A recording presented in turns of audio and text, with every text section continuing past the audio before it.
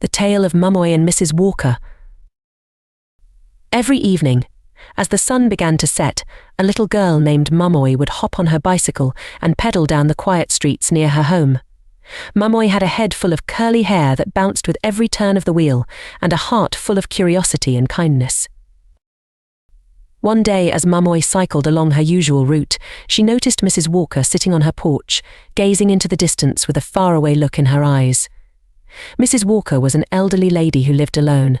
Her children had moved away, and her husband had passed away many years ago. The neighborhood often saw her sitting alone, lost in her thoughts. Momoy's curiosity got the better of her. She had always wondered why Mrs. Walker seemed so sad. She decided that today was the day she would find out. She took a deep breath and pedaled up to Mrs. Walker's house. "Hello, Mrs. Walker." Momoy called out cheerfully, stopping her bicycle at the edge of the porch. Mrs. Walker looked up, a little startled, but then she smiled. It had been a long time since someone had greeted her so warmly. "Well, hello there, young lady. What's your name?" she asked in a gentle voice. "My name is Momoy. I see you here every day when I ride my bike. Do you mind if I sit with you for a while?"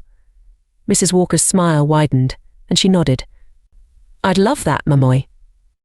Momoy parked her bike and climbed the steps to the porch. She took a seat next to Mrs. Walker. At first, they sat in a comfortable silence, watching the birds flit about and the trees sway in the breeze. Gradually, they began to talk. Mrs. Walker told Momoy stories about her youth, her adventures with her late husband, and the joy of raising her children. Momoy listened with wide eyes, enthralled by the tales of a time long before she was born.